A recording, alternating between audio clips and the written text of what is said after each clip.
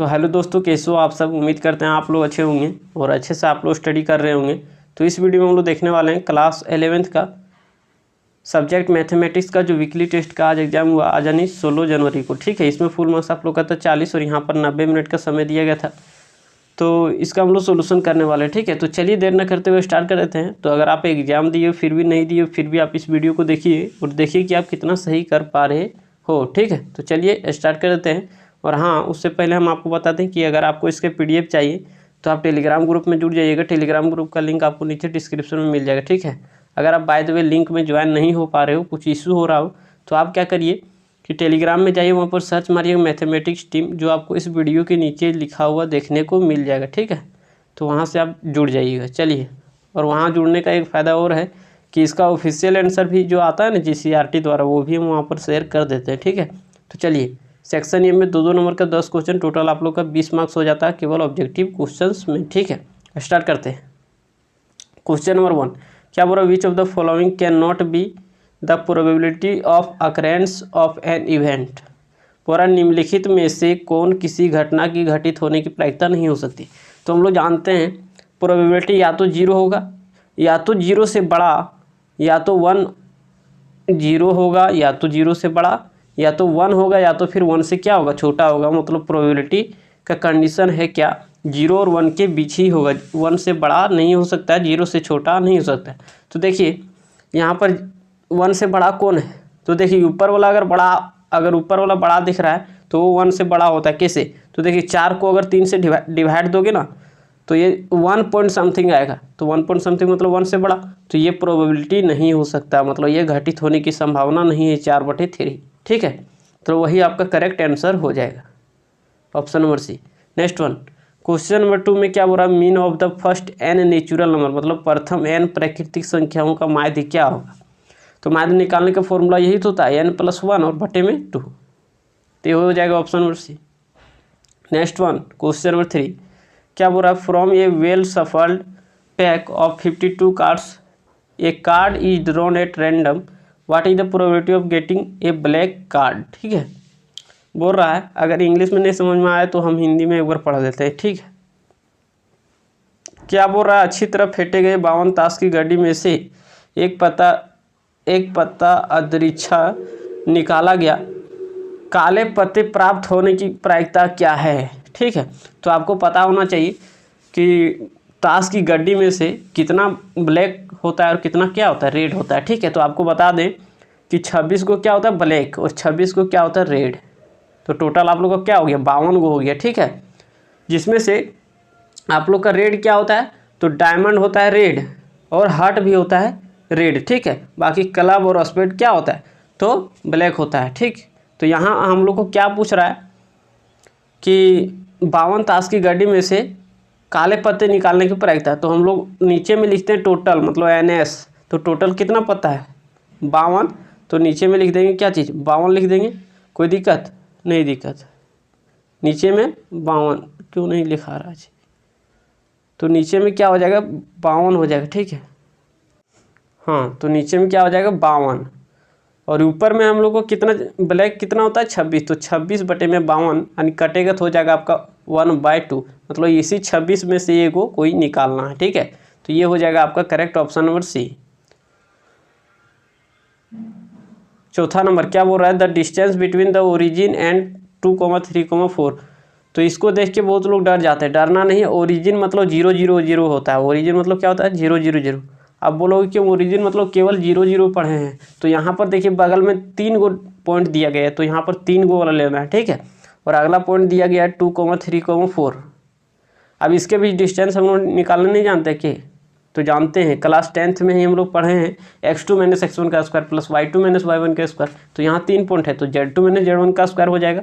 तो 2 - 0 का स्क्वायर करोगे तो देखिए 2 - 0 यानी क्या हो जाएगा, 0 मतलब 2 और 2 का स्क्वायर कर देते हैं, प्लस 3 - 0 यानी 3, तो 3 का स्क्वायर, प्लस 4 - 0 यानी 4, तो 4 का स्क्वायर।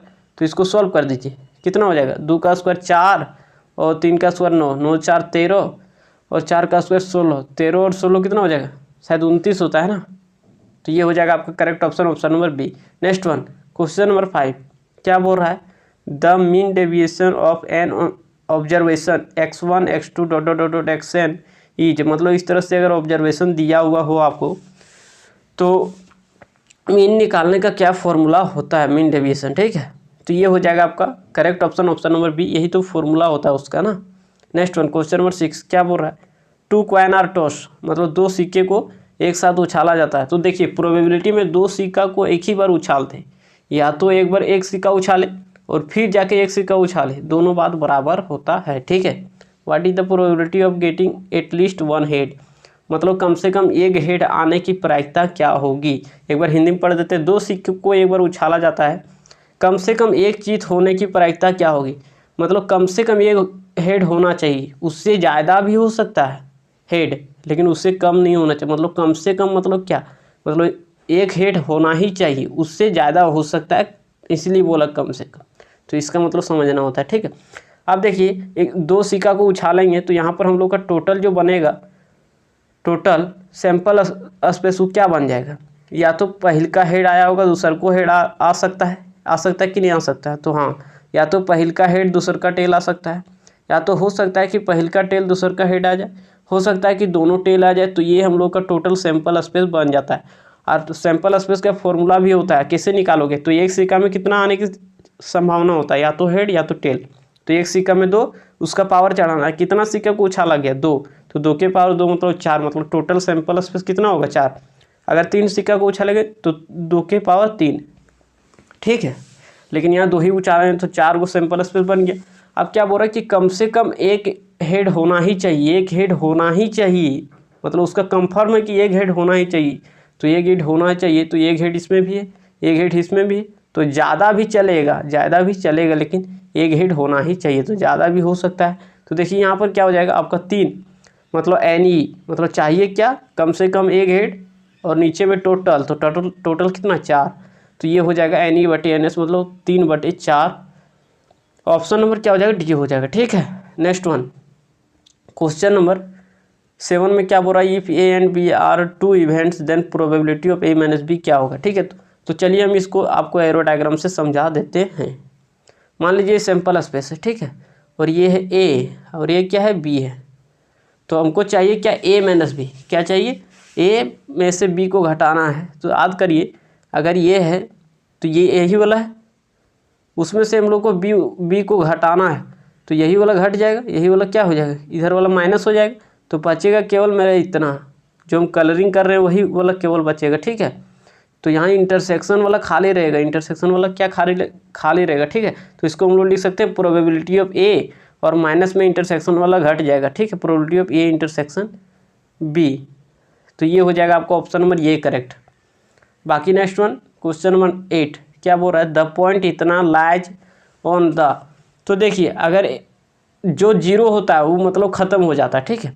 तो देखिए हम कौन वाला जीरो है, पहले एक्स का पॉइंट लिखा जाता है, फिर वाई, फिर जेड। तो देखिए यहाँ वाई वाला जीरो है, जीरो मतलब वाई की तरफ नहीं गया है, तो अगर वाई की तरफ नहीं गया तो वाई प्लेन में नहीं गया है, तो अगर वाई में नहीं गया है तो एक्स और जेड में केवल गया होगा। तो एक्स जेड प्लेन कहाँ दिया गया, ऑप्शन नंबर डी में। नेक्स्ट वन, क्वेश्चन नंबर 9 में क्या बोल रहा है, mean of first 10 natural number is, मतलब प्रथम 10 प्राकृतिक संख्याओं का माध्य क्या होगा। माध्य मतलब क्या, तो माध्य मतलब क्या होता है कि सबको जोड़ दो और उसको क्या कर दो, तो 2 से भागा दे दो। हाँ, तो क्या करना है कि सबको जोड़ के और नंबर ऑफ टर्म से डिवाइड करना, नंबर ऑफ टर्म। तो ठीक है, तो यहाँ पर देखिए सबको जोड़ना है, तो 10 नेचुरल नंबर को जोड़ने का तरीका क्या होता है, तो सम ऑफ n नेचुरल नंबर क्या होता है, n इंटू n प्लस 1 और बटे में 2। तो हम 11 तक मतलब 10 तक जोड़ना है, तो इसमें 10 रख दीजिए, तो 10 इंटू 11, 10 प्लस 1 11 और बटे में 2। तो यहाँ पर आप लोग का क्या हो जाएगा, काट देते हैं, तो ये हो गया आपका 11 × 5 = 55, मतलब सम अभी केवल किए हैं, तो ऊपर वाला को जोड़ दिए, ऊपर वाला जोड़ने के बाद कितना है 55, और जितना टर्म होगा, टर्म कितना है 10, तो उससे डिवाइड कर देना है। तो अगर इससे डिवाइड करोगे ना, तो 1 0 है तो 1 के बाद पॉइंट, मतलब हो जाएगा आपका 5.5, आंसर ऑप्शन नंबर सी, ठीक है। कोई दिक्कत नहीं, दिक्कत। नेक्स्ट वन, क्वेश्चन नंबर 10 क्या बोल रहा है, क्वेश्चन नंबर 10 में the probability of an event lies between, किसी घटना की प्रायिकता के बीच मतलब के बीच होती है, किसके बीच होती है। तो देखिए अगर आपको एक ए वाला अगर पता रहता 0 से 1 होता है प्रोबेबिलिटी, ठीक है, तो आप पहला नंबर में जो क्वेश्चन दिया गया था वो भी मार सकते हो।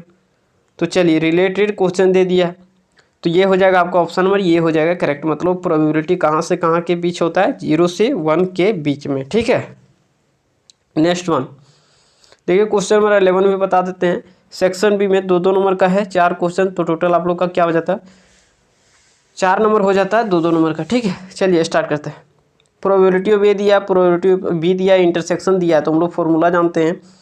बोल रहा है कि यूनियन निकालना है, ठीक है, पहला नंबर में। तो यूनियन कैसे निकालोगे, probability of A union B का फॉर्मूला होता है direct probability of A 3/8 plus probability of B कितना दिया 1/3 और माइनस में probability of A intersection B, तो ए इंटरसेक्शन बी कितना है 1/4, ठीक है। इसको सॉल्व कर दीजिए। तो अगर सॉल्व करोगे तो इसका एलसीएम क्या आ जाएगा, ठीक है, 8, 3 और 4 का एलसीएम आपका क्या आ जाएगा। तो देखिए इधर हम निकाल के आपको बता देते हैं। तो लगा दीजिए 4 बार में डायरेक्ट, तो 4 बार में लगभग 4 दूनी 8, 4 एक 4, 3 रहेगा, तो 3 दूनी 6, 6 6 24, तो 24 हो जाएगा आपका। तो 8 3 24, तो 3 3 9 प्लस 3 8 ही, तो यहाँ पर हो जाएगा 8, माइनस में क्या हो जाएगा 9 9 नहीं 4 है, ठीक है। तो 4 6 24, 6 बार में, तो यहाँ पर हो जाएगा 6। इसको जोड़ दीजिए, तो 9 और 8 कितना हो जाएगा, 17 में से 6 हो जाएगा, 11 और बटे में क्या हो जाएगा 24, तो ये हो जाएगा 11 और बटे में क्या हो जाएगा 24 हो जाएगा, ठीक है। तो ये हो जाएगा आपका करेक्ट आंसर, लेकिन यहाँ पर सब्जेक्टिव था। अगला क्वेश्चन देखिए, the mid point of the lies segment of point इतना एंड इतना, तो मिड पॉइंट निकालना है। तो करोगे क्या मिड पॉइंट निकालने के लिए, तो हम आपको बता देते हैं। हाँ, तो करना क्या होता है, अगर मिड पॉइंट निकालना है तो सबसे पहले मिड पॉइंट को पहले क्या बोलेंगे, पहले एक्स बोलते हैं, फिर वाई बोलते हैं, फिर जेड बोलते हैं। ऑर्डर पेयर में यही ना होता जी, एक्स वाई जेड 3 को दिया है तो एक्स अगर निकालना चाहो एक्स, तो करना क्या है, x1 + x2/2, तो यहाँ 7 + 3 कितना हो जाएगा 10/2 यानी 5 हो जाएगा। वाई का मान, तो वाई का मान क्या हो जाएगा, मतलब फॉर्मूला लिख के आपको डिवाइड करना हो, तो वाई का मान क्या हो जाएगा, वाई मतलब y1 + y2 या तो y2 + y1 बात बराबर है, तो 0 + 2 0 + 2, क्योंकि दोनों यहाँ पर क्या है पॉजिटिव है, ठीक है। तो 0 + 2 क्या हो जाएगा, 0 और प्लस में 2 2 और बटे में क्या करना है 2, तो 2/2 करेंगे तो कट के क्या आ जाएगा 1। उसी तरह से 2 + 4 करेंगे तो क्या हो जाएगा 6 और 6 बटे में क्या हो जाएगा जेड निकालेंगे तो 6/2, तो कटेगा तो आ जाएगा 3, तो आ गया 5 1 3। तो आपको इसको ऑर्डर पेयर में लिखना है 5 1 3, तो ये हो गया हम लोग का आंसर। उम्मीद करते हैं समझ में आया होगा। बाकी इधर सब्जेक्टिव क्वेश्चन है, ठीक है, तो हम यहाँ पर नहीं बताने वाले हैं आप लोगों को, आप लोगों का सॉल्यूशन भेज दिया जाएगा, ठीक है। चलिए आज के लिए इतना रखते हैं, बाकी आप लोग अगर इसका स्क्रीनशॉट लेना चाहो तो आप ले सकते हो। चलिए मिलते हैं अगले वीडियो में, तब तक के लिए जय हिंद।